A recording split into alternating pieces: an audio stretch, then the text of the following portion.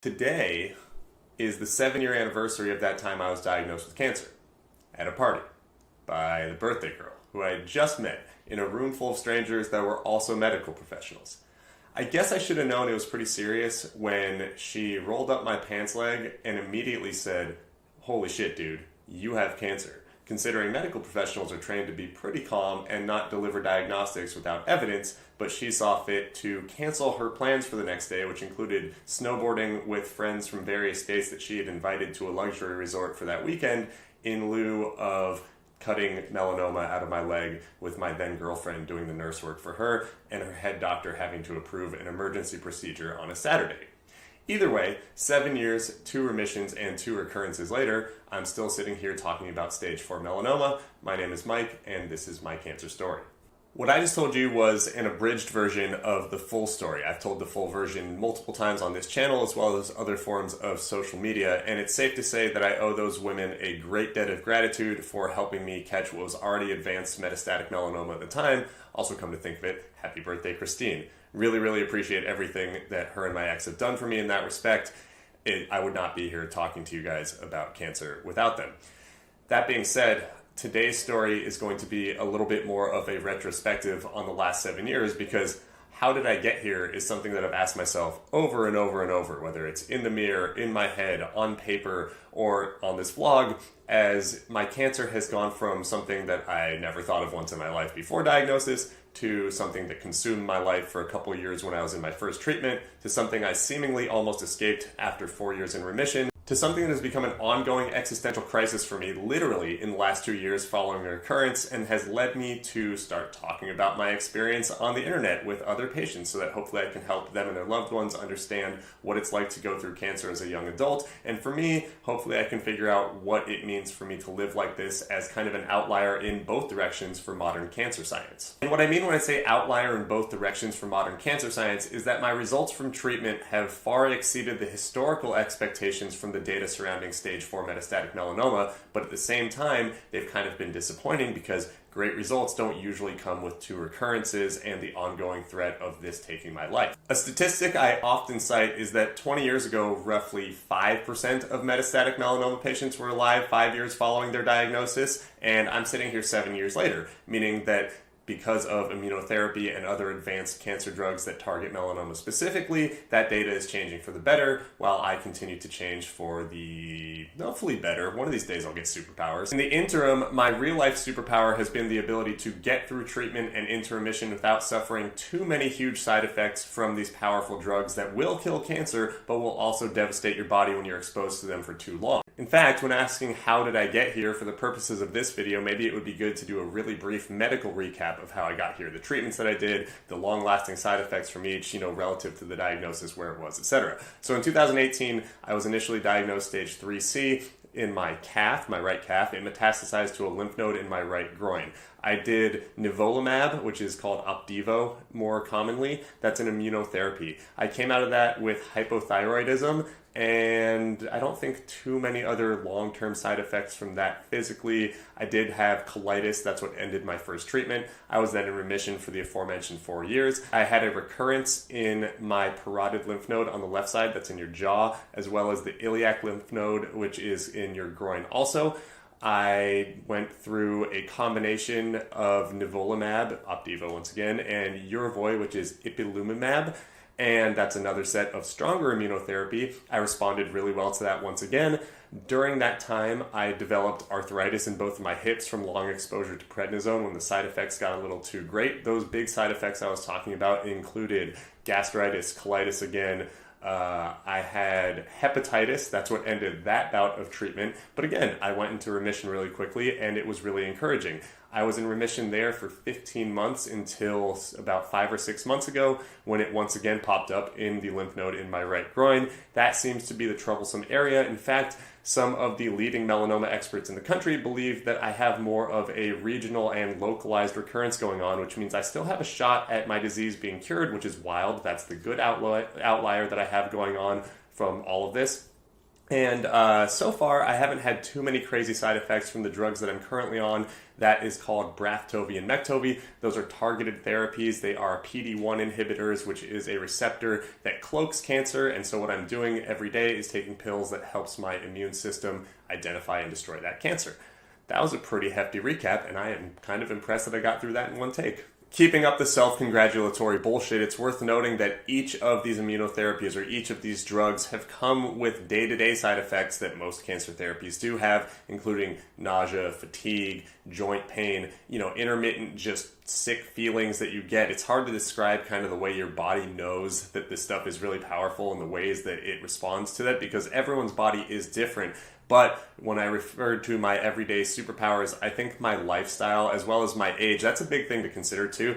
I talked about the percentages of people that survive X amount of years or the percentages that do well on these therapies. Cancer is generally an old person's disease. Granted, there are more and more cases for young people, but for the most part, when we're talking about how people respond to chemotherapy or immunotherapy or how long people survive, I don't think the greater portion of the cancer-having population was diagnosed when they were 30 and healthy. I've been a lifelong athlete, and I do think that my ability to work out through treatment and my sleep habits and my eating habits and my hydration habits and kind of my mental health habits, I don't really stress a whole lot. I think that has done well for me throughout this treatment. And again, it's very self-congratulatory, but if someone was going to ask me the best advice that someone going into cancer treatment could have, I would say take care of your body, do the things that you can control, because a lot of it is luck how we respond to cancer treatment. I say that over and over and over, and I've had a lot of good fortune in that respect, as well as good fortune in who has been there for me. My doctors are great. My support system is great. My friends and family have been great.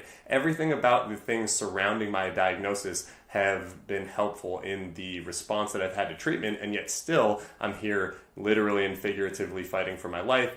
And I think the thing that's hardest for me is how did I get here in the mental health sense, because holy shit, this has been a weird 7 years. And I'm not talking about the day-to-day stress and fear and anxiety and confusion that comes with being an advanced cancer patient at such a young age. That's kind of baked into this entire equation of the last 7 years. I think that is normal for any cancer patient, but more in this retrospective during this video, this assessment of the last 7 years of my life, just looking back on the circumstances that I have been in kind of surrounding cancer, it's kind of wild to see how my life has progressed both in spite of and because of cancer. If you took a snapshot of my life 7 years ago, during that party, right at the time of that diagnosis, I think here's what I would describe in a generalized sense for the big things. I had just turned 30. My birthday is December 24th. I just turned 37 now, so entering a new decade of my life. I was 4 months into a new relationship with the aforementioned now ex-girlfriend. She was a physician assistant. We had a good thing going. It seemed like the trajectory was going well there. That was exciting. I was owning and running a business with actually a lot of my best friends, including my absolute best friend who was my business partner. We were 7 years into running a brick and mortar transportation company. That company is still the biggest transportation company between Los Angeles and San Francisco. I'm very proud of the work that they continue to do, but cancer ultimately made me sell that at some point. I didn't officially get diagnosed and into surgery and treatment until late February or early March. I was doing immunotherapy for a year. It was supposed to be 26 treatments every 2 weeks. I did 25 of them, which placed me right at, I think, April for when I got out of there. And during that time, everything about my life crumbled. My mental health took a huge toll. I was becoming highly unproductive at work. The relationship that I had described as starting well started to deteriorate, and that's not to blame either one of us for our individual responses to the situation we were in. It is absolutely impossible to develop a relationship when you're thrown into such a tenuous circumstances and you don't have any repetitions of real relationship stress between the two people. I actually have not talked about that in depth on this vlog or any other form of social media. It's one of the most painful things I've ever gone through. We ultimately ended up breaking up in, I think, October of 2019, which again, it was excruciating to go through, and it put me in an even worse mental state than just having gotten through cancer. But I think it was the right decision and helped us both individually have the ability to heal from such a ridiculous situation. It took me a few months to process the grief and trauma of the combination of that cancer diagnosis and the deterioration of that relationship to even remotely poke my head out and be social again. By nature, I am very extroverted. I love my friends. I love talking. I love being out in the world. And it made a little bit of sense as a then turning 31-year-old to get back out there and see what I could see in terms of dating and just kind of rebuild my life. If you do that quick napkin math from October of 2019, 3 or 4 months puts us right into February or March of 2020. And I'm not the only one who experienced a global pandemic in which we were locked down and had a lot of things change for the different, for the worse, and for the socially very, very different. So while I was regaining my ability to feel joy and look at myself in the mirror and kind of go through normal life, the outside world was not normal at all. And so I was once again placed into this combinatory existential mindfuck where I'd wake up every day overjoyed to be alive and healthy. I did the thing. I got through treatment. I was ready to rebuild myself physically and mentally. I was going to therapy. I was journaling every day. I was rediscovering, hobbies of mine, passions of mine. I was working out. I was feeling strong. But at the same time, during the middle of those days and, staying up at night, I would stress about the company I owned and my financial future and my best friend's financial future and all the people I cared about. I had 40 employees at that transportation company that were all depending on us for solutions in a world that was not providing any. And so it was just a strange time to exist, and all at the same time, like I said, I was trying to figure out what I wanted to do romantically, and dating during a pandemic is also very strange, and definitely dating during a pandemic when you also have to tell people, hey, I have no idea what my emotions are like. I just went through a long bout with advanced cancer. Not to mention a difficult breakup that had left me in a vulnerable place emotionally, a place where I couldn't really connect with people well. I tried to figure out who I was in a dating sense. I dated a lot of people, including my now girlfriend, who I have a very solid future with. And she was great for me emotionally, but it wasn't the right time. We broke up. At one point, I dated my ex for a while. That wasn't going to work. The connections were shot there. I'm kind of giving a condensed version of this now, as I realized that if I just cataloged, the intricacies of my dating life, one, there's way too much to unpack right now, and I don't want to do it publicly, and two, I don't think this is going to do too much justice for you guys trying to learn about how cancer has affected me. But long and the short is, I bounced around romantically for a long time. I sold the company that I had built with my friends. I started day trading and freelance writing, and I started a marketing agency, and I got hired in various contracting roles. But all of a sudden, I was doing a lot of things positively that were volatile. I was exploring myself in new ways, but also things that I just needed to figure out if they were right for me or not, and some of them were negative. It's kind of the marker of having a huge life event, like going through cancer like that, going through a pandemic like that, and I just condensed all of it into these few years. Fast forward to early 2023. By this point in time, I had done a lot of the healing that I've discussed, the healing I wanted in order to become a more complete person so I could date, and I had settled down and started a relationship with the woman I'm still seeing now, who I had tried to date early on in that pandemic. I had established myself professionally. I had some stability there. I was about 4 years into remission at that point in time, and it felt like I was going to be able to put cancer behind me, or at least have it be a, man, I can't believe I survived that, here's how it affected me positively kind of story. Right at the beginning of that year, a lymph node in my jaw popped up, and I just knew. Don't get me wrong, I've had plenty of false cancer scares because I'm a skinny dude with superficial lymph nodes. Lymph nodes do get blown up every now and then for various reasons. Most of the time they're not cancer. But the parotid lymph node in my jaw, I've never had that, swell like it had. And even when we did early imaging, it was a small amount that was in there, and we couldn't tell until we got a real needle biopsy in there. And it turns out that I had some in my jaw, some in my iliac lymph node, a little bit on my tongue. But the point is, I had cancer again. It had been nearly 4 years. It felt like I was going to be free, and all of a sudden I was back in jail, as I put it.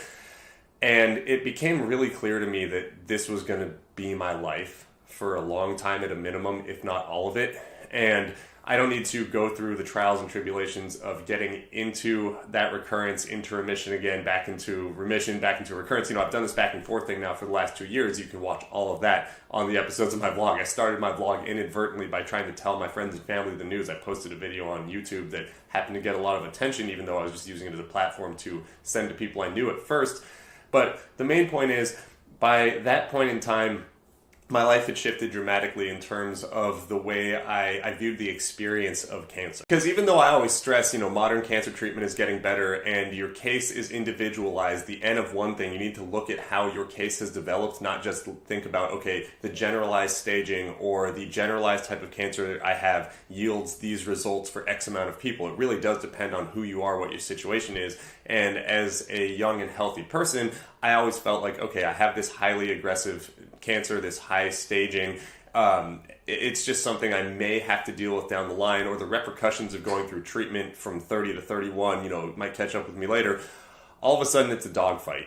If you were going to map out how someone died of cancer from my situation, it would be getting a recurrence within that 5 years. It would be repeated recurrences. And trust me, I'm optimistic. I mean, right now my prognosis remains good. The fact that my oncologist and several other oncologists throughout, the country who are experts can look me in the face and say, you still have a chance at being cured. That's insanely positive. That is a great development, and I don't want to downplay how much I believe in that. But at the same time, it's just not living in reality for me to say, I got this, it's so fine, I don't need to worry about it. Like, it worries me at this point in time. There are only so many times you can roll these dice, even if you're great at responding to treatment. If you do everything to take care of your body, sometimes it doesn't matter. There are healthy people who get more innocuous cancers than I have and die very quickly. There are healthy people who have all the right combinations of, their cancer should be treatable, their situation is X, Y, and Z, and they die from something unexpected within the treatment. And I hope I'm not scaring anyone by saying this. I'm just acknowledging the fact that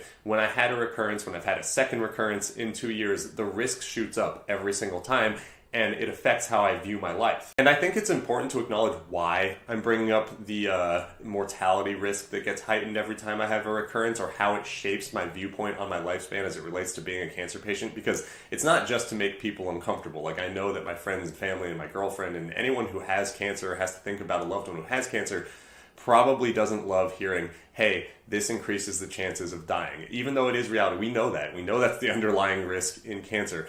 But if you asked me at 34, when I was in the middle of a seemingly durable remission and putting cancer behind me, what it would mean to die at 50, I would have said, man, that sucks. That would be a terrible way to go. I still do feel like that. I'm sitting here cancer-free on paper, and 50 would still be, not the lifespan that anyone would want. I mean, when you picture growing old in your mind, it's not dying at 50. But given the circumstances now, with 3 cancer diagnoses under my belt, if I lived for 20 years with, metastatic melanoma, it would be a good outcome, realistically, for the hand that I was dealt. It's not something I'm resigned to.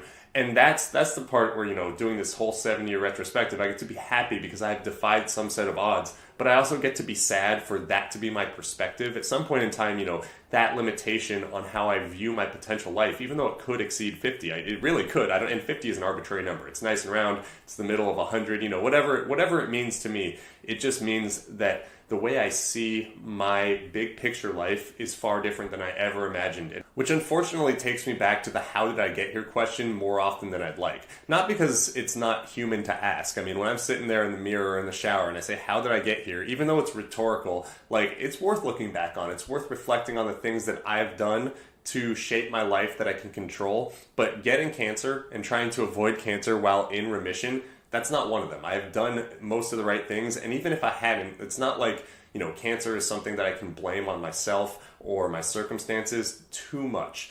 So, beating myself up over being a cancer patient doesn't do me any good, and learning how to live with these results is difficult. So what do we do next? We adapt and try and keep going, because that's what being a human is. That's what life is. I know that I and plenty of you have had those thoughts in your head. Well, if I got dropped into this situation with X variables different in my life, how would I work to make it better and fit my needs? And I'm just living a slow version of that, in which my own biology is trying to mess up my life. But realistically, the last 7 years have been great. I've learned a lot, I've done a lot, I've loved a lot, I've lived a lot, and I hope to continue to be able to do that no matter what the time frame actually is that I survive. And that statement isn't resignation. It's not saying what I get is what I get, because that's how everyone's life could be viewed. You could just say whatever time we get is good, bad, or otherwise. But your time in absolute value isn't really the quality of your life. It's how you use it. And I'm really proud of what I've done in the last 7 years, let alone 37 years of my life, even if I'm at a different place than I would have imagined at most points in my life.